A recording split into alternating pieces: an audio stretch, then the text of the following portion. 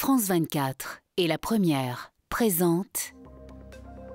Bonjour et bienvenue dans l'Hebdo Outre-mer, l'émission consacrée à l'actualité et à la découverte des territoires français d'outre-mer. L'actualité de la semaine est marquée par les pluies diluviennes qui se sont abattues sur l'île de la Réunion et nous découvrirons la richesse naturelle et culturelle des îles Marquises. La France a déposé leur candidature au patrimoine mondial de l'UNESCO. À tout de suite.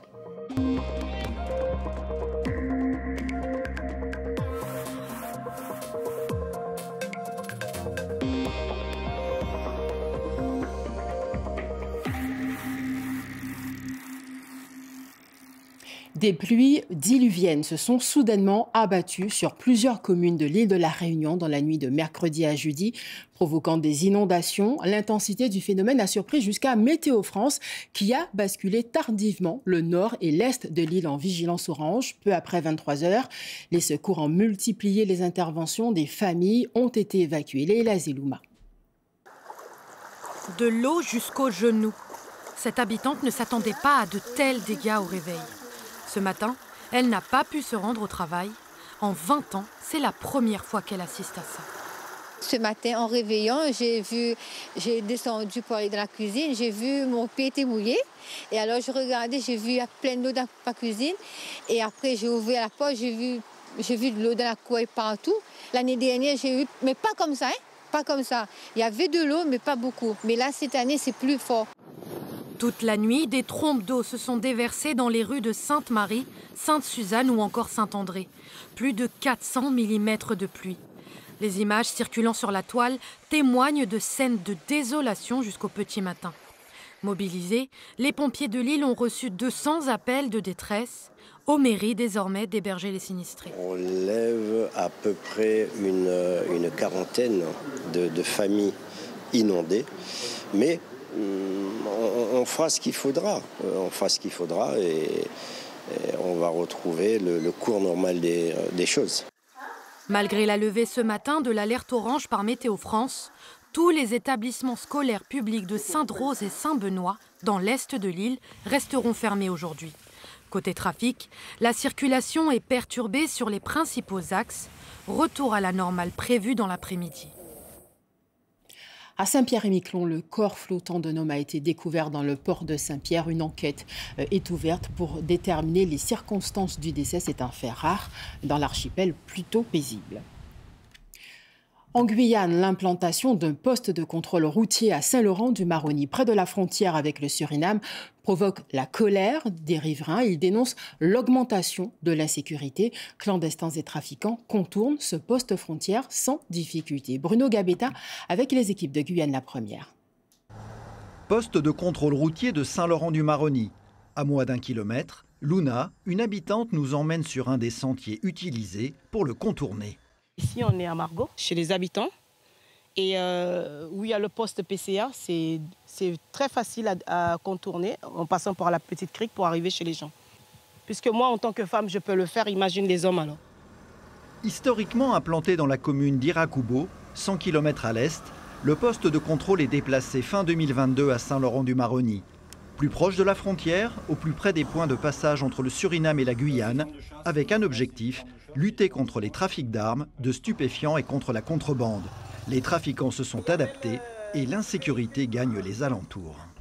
Il y a même quelques femmes qui ont même peur maintenant d'aller sur leur abatis parce que vu qu'il y a de plus en plus de passages, d'accord, vu que le PCR est contourné, du coup, ça les met aussi en danger. Vous ne savez pas sur qui vous allez tomber. Moi, depuis qu'il y a le poste de contrôle, je ne peux plus aller à l'abattis tous les jours comme je le faisais avant et laisser mes enfants à la maison. J'ai peur qu'il leur arrive quelque chose à eux, mais aussi à moi quand je suis toute seule. Face à cette situation, les riverains organisés en collectif en appellent à leurs élus. À ce jour, aucune réponse ne leur a été apportée alors que les sentiers clandestins se multiplient au détriment de la population locale. Le film Pacifiction, Tourment sur les îles est nommé dans 9 catégories, dont celle du meilleur film pour la 48e cérémonie des Césars. Le thriller, réalisé par Albert Serra, a été entièrement tourné à Tahiti au cours de l'été 2021, avec Benoît Magimel dans le rôle de haut-commissaire qui soupçonne la reprise d'essais nucléaires dans l'archipel. Le film était aussi en compétition pour la Palme d'Or lors du dernier festival de Cannes. La candidature des îles Marquises au patrimoine mondial a été déposée ce mardi 24 janvier à l'UNESCO. Cela veut dire que la France est convaincue de la valeur universelle exceptionnelle des îles Marquises. Emmanuel Macron avait visiblement été impressionné par l'accueil que les Marquisiens lui avaient réservé en juillet 2021. Il s'agira maintenant de convaincre le comité du patrimoine mondial. Alors quels atouts présentent les îles Marquises? C'est notre dossier de la semaine. Chanté par Jacques Brel, immortalisé par Paul Gauguin, les Marquises veulent être protégées par l'humanité. Tel un collier de perles que relie l'océan Pacifique, cet archipel de la Polynésie française s'étire sur 700 000 km². Elle présente à l'UNESCO ses sommets culminants à 2000 mètres, ses pics abrupts, ses pitons dressés en pain de sucre, ses hautes falaises dominant une végétation exubérante. La terre de l'homme, comme l'appellent les Marquisiens, abrite de nombreuses espèces endémiques. Dans ces lagons, des poissons à foison et des dauphins visibles au plus près des côtes. En Polynésie, la nature est indissociable de la culture. Une culture que les Marquisiens ont montrée dans toute leur puissance à Emmanuel Macron lors de sa visite en juillet 2021. Le président de la République, qui s'est exprimé durant plus d'1 minute en marquisien, est venu assurer son soutien à cette candidature au patrimoine mondial de l'UNESCO. Notre trésor, c'est cette nature et cette culture. Alors oui, Madame la maire, je veux vous dire ce soir que je me battrai à vos côtés pour que nous puissions classer à l'UNESCO les Marquises. Une culture riche de traditions et de rites millénaires. Les Marquises comptent de nombreux tikis et pei-pei, les anciennes habitations des Marquisiens. L'inventaire encore inachevé du patrimoine archéologique recense déjà 700 sites légendaires. Une civilisation et une culture uniques qui font la fierté de ses habitants derrière cette candidature à l'UNESCO. L'inscription à l'UNESCO, c'est quand même quelque chose qui est très important pour le peuple marquisien. Pour qu'il y ait une continuité pour les générations futures, que cette culture marquisienne soit perdue dans le temps. Si les 7 biens naturels et culturels présentés par les Marquises sont retenus, ils seront le 2e bien mixte français inscrit au patrimoine mondial de l'UNESCO après le Mont Perdu dans les Pyrénées. En restant en Polynésie, à Moorea plus précisément, où une grande enseigne de supermarché va bientôt s'implanter. L'île, plus connue pour ses plages paradisiaques, va accueillir ce nouveau commerce de 800 mètres carrés. La population locale espère plus d'emplois et une baisse des prix. Natacha Silagi, Hubert Liao. Le parking va sûrement être à l'intérieur, parce que c'est un grand terrain quand même.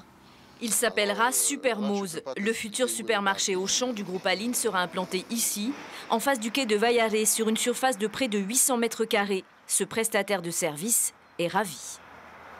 Je suis favorable à ce projet. Non seulement on a un grand supermarché à côté du lieu de travail, c'est pas que pour moi. Il y a beaucoup de clients qui prennent le ferry, ils attendent 1 heure, 1 heure et demie, ils cherchent à boire ou quoi, et bien, ils seront servis, c'est juste à côté. Et j'espère qu'ils vont prendre tous les jeunes ici de Vaiaré pour travailler dans ce magasin. Situé juste en face du débarcadère, le futur supermarché est bien placé. L'autorité polynésienne de la concurrence vient de donner son feu vert. La compétition dans le secteur alimentaire, bientôt une réalité sur l'île Sœur. Pour les gens de Moulin, c'est une bonne chose parce qu'on n'a qu'un grand supermarché champion, mais les prix sont exorbitants, ils sont trop chers. Les petits magasins sont moins chers que les champions. Je ne suis pas pour, mais ça fait du travail aussi pour les jeunes d'aujourd'hui. Parce qu'il y en a plein qui vadrouillent, ils n'ont rien de travail. Peut-être avec eux, ils peuvent trouver du travail pour les jeunes d'ici, de Moorea, de Vaiaré. L'ouverture du magasin est prévue pour le premier semestre 2024. L'embarquement vers de plus petits prix est imminent. Elle recèle de trésors architecturaux. Pointe-à-Pitre et ses bâtisses traditionnelles. Une délégation nationale de l'Ordre des architectes s'y intéresse. Elle séjourne actuellement en Guadeloupe. Visite guidée avec Bruno Pencio-Villon et Christian Danquin. Ce bâtiment, situé en cœur de ville, a été longtemps inhabité, trop longtemps non utilisé, et il n'est pas le seul. Une étude est en cours sur plusieurs sites du centre-ville de Pointe-à-Pitre, en vue d'une réhabilitation de l'habitat, tout en tenant compte des indicateurs de la population, comme des risques naturels, et de la préservation du patrimoine architectural et culturel local. Aujourd'hui, une délégation nationale du Conseil de l'Ordre des architectes a parcouru les artères principales de la ville pour en prendre le pouls et y apporter des solutions. Ici, par exemple, un îlot de 500 mètres carrés au sol a été complètement repensé. Ce bâtiment n'était pas classé, mais il y avait quand même une trace historique qui était intéressante sur ce bâtiment d'angle, où il y avait donc la partie dépôt en bas et ses arcades. Et on a fait un relevé complet et on a repris cette écriture architecturale sur la totalité de ce bâtiment. Une réhabilitation en îlot d'habitat peut être longue, surtout sans acquisition du foncier. Mais là encore, des solutions existent. On entreprend toutes les négociations, alors toutes les démarches qui sont nécessaires à l'acquisition, la recherche du titre de propriété, la reconstitution des indivisions, et nous négocions avec les propriétaires. Et lorsque nous sommes tombés d'accord sur le prix, nous achetons pour le compte de la ville. Cette visite d'experts est importante, un regard national qui devrait permettre d'accompagner et d'encourager ces nombreux projets. On est une ville qui est à la fois universitaire, portuaire, une ville qui recèle encore beaucoup de monuments, de bâtiments classés, de belles maisons anciennes à préserver, des dents creuses, des difficultés avec l'indivision de maisons à l'abandon. Pointe-à-Pitre est à la fois bijou, mais qui est quelque part, qui mériterait d'être lustré. Après la Guadeloupe, la délégation se rendra en Martinique puis en Guyane avant de rédiger des propositions quant à l'amélioration du logement en Outre-mer. C'est la fin de cette édition. Pour réagir et revoir l'émission, direction france24.com et les réseaux sociaux. Merci de votre attention. Rendez-vous le week-end prochain. L'information continue sur France 24.